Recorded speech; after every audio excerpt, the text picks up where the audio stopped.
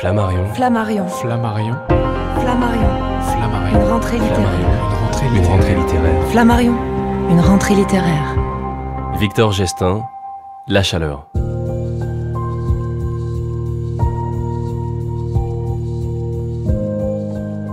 Victor Gestin a 25 ans, il signe cette rentrée son premier roman, et La Chaleur, c'est celle d'un dernier week-end du mois d'août, dans le camping des Landes.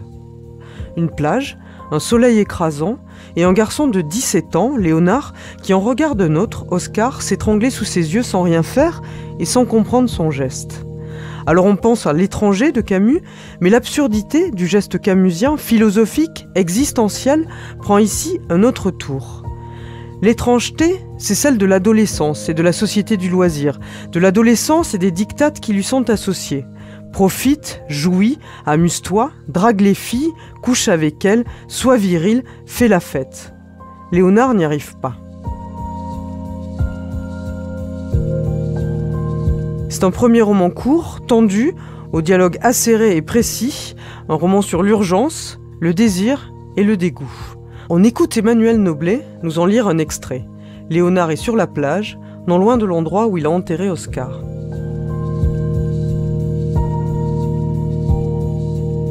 Je suis retourné sur la dune voir le trou. C'était comme une vieille tombe déjà. Les autres autour ne savaient pas. Ils frôlaient la mort et la fin des vacances en descendant vers la plage. Les enfants construisaient sans le faire exprès des châteaux à la mémoire d'Oscar. Le chemin était si rude dans le sable brûlant que parfois la douleur tordait le visage d'un passant qui paraissait soudain savoir. Je le regardais alors. Je cherchais un contact. Il se remettait à sourire et s'en allait. En haut de la dune, chacun contournait une poussette abandonnée sous le soleil. Certains se penchaient dessus avec effroi et constataient qu'elle était vide, Dieu soit loué. On m'en a cru le propriétaire. On m'a pris pour l'ado inconscient qui laissait brûler son petit frère. On m'a conseillé de ne pas rester là, dans la pire des chaleurs. J'ai dit que j'attendais quelqu'un.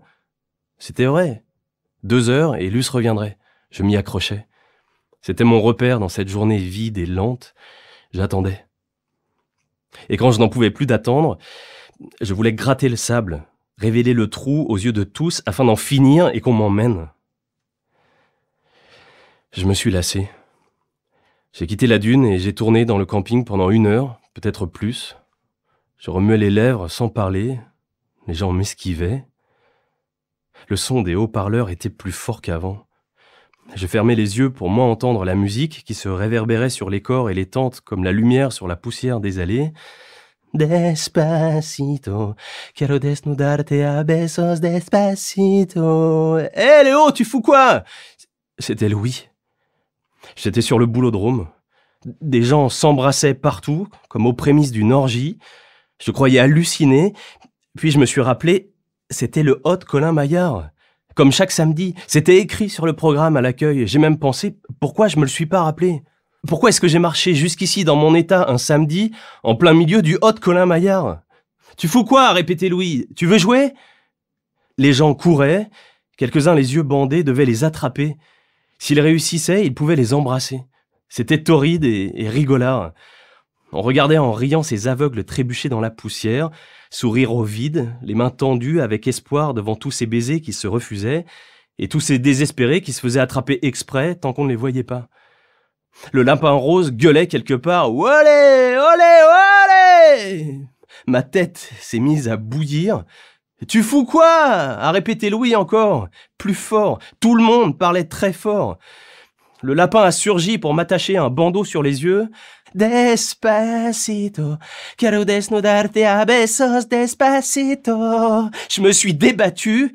Il a insisté en dansant et les gens se sont arrêtés pour rire. Il voulait que je joue l'animal. Il voulait peut-être m'étrangler aussi, il me faisait mal. Ses yeux ne clignaient pas et son sourire persistait, toujours le même sourire infernal dessiné sur sa gueule de lapin heureux. Je l'ai repoussé, il s'est étalé dans un nuage de poussière. Tout le monde a crié. Quelqu'un m'a bousculé et je suis tombé à mon tour, devant un bouliste qui attendait. C'est un Hot Colin Maillard, mon gars, pas du catch. Je me suis enfui. Dégage! Voilà, c'est la fin de cet épisode. On se retrouve très vite avec d'autres romans.